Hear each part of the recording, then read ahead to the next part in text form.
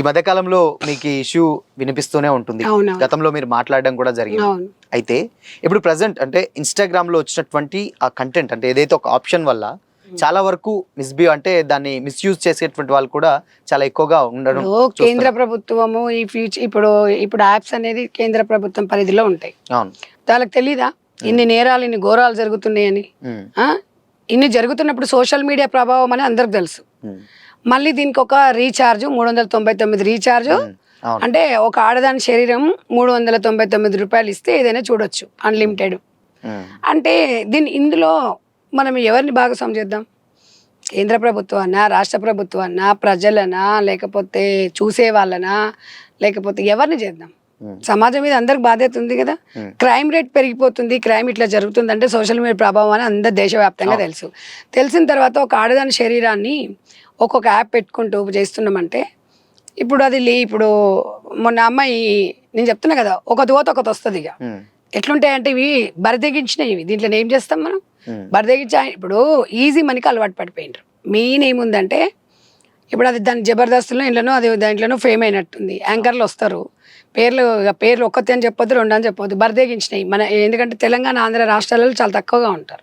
కొన్ని సాంప్రదాయాలు కట్టుబాట్ల అన్నట్టుగా ఉంటారు. కొన్ని దగ్గర కొన్ని అక్కడున్న ప్రాంతాలకు బట్టి కూడా డ్రెస్సింగ్ ఉంటుంది. పంజాబీ అక్కడ మనము పంజాబ్ సైడ్ చూస్తే పంజాబీ డ్రెస్ వాళ్ళది, మనదేమో చీర కట్టు. అంటే నేను ఏంటంటే వాళ్ళ ప్రకారం వచ్చినా కూడా ఏది ఉన్నా కూడా ఒక అమ్మాయిలు ఒక బాధ్యతగా, ఒక సెలబ్రిటీ అంటే ఒక బాధ్యత ఎక్కడున్నారు వాళ్ళు అంటే ఇప్పుడు ఇక్కడ బాధ్యత రహితంగా చేస్తున్నారు. వాళ్ళు ఏమంటారంటే అవునండి మా వాళ్ళు మా ఇష్టం, మేము చూపించుకుంటాం, మీకేంటి ప్రాబ్లం, మీకేంటి నొప్పి అని కూడా అడుగుతారు. ఇప్పుడు మాలాంటి వాళ్ళు వచ్చి అన్నారు అనుకోండి, వాళ్ళు అదే మాట్లాడతారు. కొంతమందికి ఏమవుతుంది, అరే ఆమె చూపిస్తుంది మీకేం నష్టం అని కొంతమంది అంటారు. అసలు మన బాధ అంతా ఏంటి అంటే సమాజంలో ఒక సోషల్ యాక్టివిటీస్గా నేను మాట్లాడేది ఏంటంటే ఈ యాప్ల వల్ల దీనివల్ల సమాజంలో పిల్లల భవిష్యత్తు అంధకారం అవుతుంది రాబోయే తరానికి. మరి ఎవరు మాట్లాడకపోతే ఈ క్రైమ్ ఎట్లా అవుతుందండి? మొన్న సిద్ధారెడ్డి ఆమెని ఒక అబ్బాయి వాళ్ళ వైఫ్ వేరే వాడితో లేచిపోయింది. ఎక్కడ? ఇన్స్టాగ్రామ్లోనే పరిచయం వాడు. ఇవాళ నడి రోడ్డు మీద నరకేసిండు. ఇన్స్టాగ్రామ్ అని ఒకటే కాదు, అన్ని యాప్స్ ఉన్నాయి, సోషల్ మీడియా. అంటే ఎక్కడ పోతున్నాం సమాజం అనేది ఆలోచించమని చెప్తున్నాం. ఇవాళ ఎవరిని కట్టడి చేస్తాం? మొన్నటి వరకు మేము వస్త్రధారణ గురించి మొర్రో అని మొత్తుకుంటే కేసులు పెట్టారు మా మీద. అవునా కదా? అంటే ఇప్పుకొని తినే దాంట్లోకి ఏం కేసులు ఉండవు, మొత్తం ఒళ్ళంతా చూపించిన దాంట్లోకి ఏం ఉండవు కేసులు. అమ్మ నిండుకు కప్పుకో అమ్మ అంటే దాని మీద కేసులు పెడతారు. ఇంత అయినా కూడా ఎవరైనా వచ్చి అడిగారా? లేదు. సోషల్ మీడియా వేదికగా మద్దతు ఇచ్చిండ్రు, కానీ నాకెందుకు అంటున్నారు కాబట్టి ఇలాంటివి జరుగుతున్నాయి. నేను అన్నట్టుగా నిజంగా చట్టాన్ని మన చేతిలోకి తీసుకోలేం, కానీ అసలు సమాజంలో ఎప్పుడు ఏది జరిగినా కూడా సమాజం బాధ్యత 100%. ప్రజల బాధ్యత లేకపోతే ఎట్లా? సమాజం మారాలి. ఇప్పుడు మాకు ఈ అమ్మాయి మొన్నటి వరకు నేను అమ్మాయి ఏదో స్టోరీ చూశాను దీనికి సంబంధించిన ఇష్యూలో.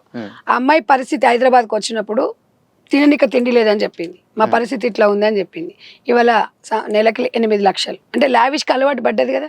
నీకు భగవంతుడు ఒక మంచి అందాన్ని ఇచ్చిండు, మంచి మాట్లాడే స్వభావం ఇచ్చిండు, కానీ ఈ మనకు మన పర్సనల్ అంటే నేను గతంలో కూడా చెప్పిన, మన శరీరంలో ఉన్న భాగాలు మన స్థానాలు పిల్లలకు పాలు ఇవ్వడానికి దేవుడు ఇచ్చిన ఒక గొప్ప వరంగా, కానీ పబ్లిక్ ఎవరికి పడితే వాడు చూయించుకొని డబ్బులు ఏరేసుకోవడం అనేది సభ్య సమాజం సిగ్గుపడాలి.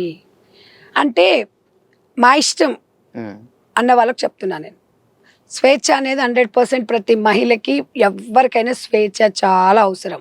నేను ఆ విషయంలో 100% ఏకీభవిస్తా. బట్ స్వేచ్ఛ పేరుతోని బిజినెస్ చేసే దాంట్లోకి చెప్తున్నా పచ్చిగా ఏమని వేసుకోను, నాకు నష్టం లేదు. స్వేచ్ఛ పేరుతోని దాన్ని మ్యానిపులేట్ చేసి మాకు స్వేచ్ఛ వద్దా అంటే నీకు స్వేచ్ఛగా ఉండు, కానీ స్వేచ్ఛ పేరుతో మా ఇష్టం వచ్చినట్ట మేము చూపిస్తాం, మీరు చూడండి. చిన్నపిల్లలు ఖరాబ్ అవుతున్నారు. నా బాధ ఏంటంటే అందులో మీ బాబు ఉండొచ్చు, మా బాబు ఉండొచ్చు, ఇంకొకరు బాబు ఉండొచ్చు, పక్కింటి వాళ్ళు ఉండొచ్చు. అంటే మీ ఇంట్లో జరిగినప్పుడు స్పందిస్తారా మీరు? అంటే సమాజంలో జరిగినప్పుడు స్పందించారా? నేను అనేది ఏంటంటే 399 అంటే ఎవడైనా అది రీఛార్జ్ చేసుకుంటారు. ఎందుకు చేసుకుంటారు? ఇప్పుడు పిల్లల 10th క్లాస్ ఎగ్జామ్స్ అవుతున్నాయి, ఇంటర్ ఎగ్జామ్స్ అవుతున్నాయి. సోషల్ మీడియా ఫోన్ అనేది మీ దగ్గరనే ఉంటుంది కదా. వాడు ఏం చేస్తున్నాడు మీకేం తెలుసు? తెలియదు.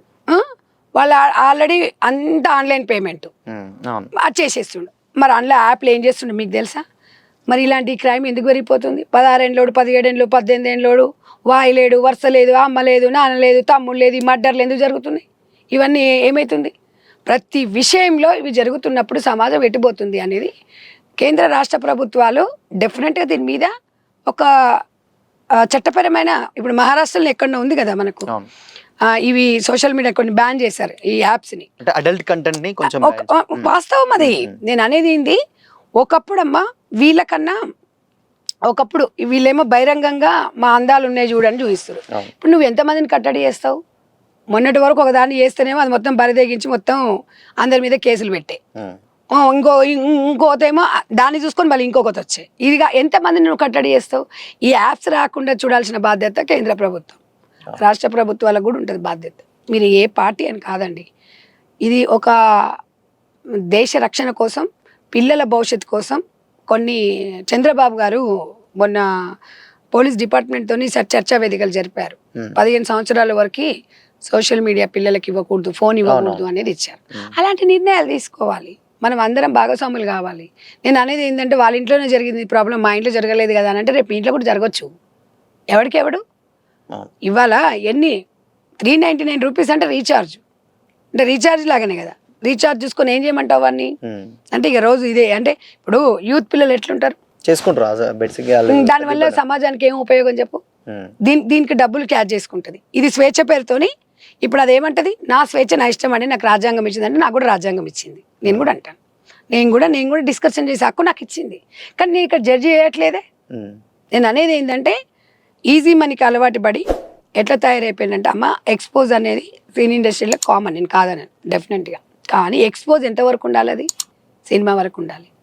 నువ్వు ఇక్కడ జబర్దస్త్ ప్రోగ్రామ్ చేస్తుంటూ ఇంకేమో ప్రోగ్రాములు చేస్తారు కదా వాళ్ళు, చేసుకుంటూ బయటకు వచ్చేసి ఒక ఇన్స్టా పేజ్ పెట్టుకొని పిల్లలందరినీ చెడగొడతారా? అండ్ దీనివల్ల ఇంకొక విషయం ఏంటంటే మిస్యూజ్ చేసేటువంటి అవకాశాలు కూడా ఎక్కువగా ఉన్నాయి. అంటే ఈ కాల్స్ ని వీడియో కాల్ రికార్డింగ్ చేసి దాన్ని మ్యానిపులేట్ చేసి ఇప్పుడు చాలా అట్లాగా జరుగుతున్నాయని వాళ్ళకి తెలియదా?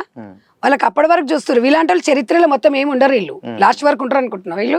వీళ్ళ జీవితాలు అర్ధంతంగా ముగిసిపోతాయి. ఎప్పటికైనా ఈజీ మనీ అనేది ఈజీ అంత మనకి లైఫ్ టైం ఉండదు.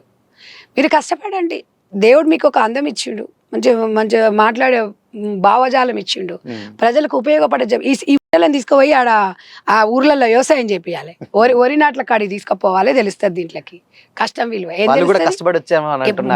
ఇదే కష్టం, ఒళ్ళు చూపించుకొని కష్టమా? ఒళ్ళు చూపించుకొని కష్టపడా అంటే ఏ ఫీల్డ్ లో ఉండే కష్టమా? ఏం ఫీల్డ్ అంటే ఏసీ రూమ్ లో కూర్చొని సగం చూపించేది కష్టం. అది వాళ్ళు ఇప్పటికీ అంటే స్టార్టింగ్ ఏసీ ఇవన్నీ రాలేదు. ఒకటి చెప్పనా, అంటే నీకు స్టార్టింగ్ రాలేదంటే ఒళ్ళు దగ్గర పెట్టుకోవాలి.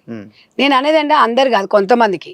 అమ్మ బుల్లితెర దాంట్లో చాలా మంది ఉన్నారు, వాళ్ళ కంటెంట్ తోని వాళ్ళు కష్టపడి పైకి వచ్చే వాళ్ళు ఉన్నారు. కొంతమంది యాంకర్స్ ఉన్నారు, మంచిగా నీట్ గా ఉన్నారు. పరిధి అనేది నానా ఈ సినీ రంగమే కాదు, ఇప్పుడు ఇన్స్టాగ్రామ్ అనేది ఒక ప్లాట్ఫామ్ అయిపోయింది. దాన్ని ఒక సెలబ్రిటీ లాగా ఫాలోవర్స్ వస్తున్నారా, వీళ్ళు వస్తున్నారా, సమాజానికి మంచి ఇన్స్టాగ్రామ్ని మంచిగా వాడుకోవచ్చు. చెడుకు ఎక్కువగా అది చూపిస్తున్నారు. ఏముందండి, ఈజీగా 200-300 అంటే ఎవడైనా వేసుకుంటాడు.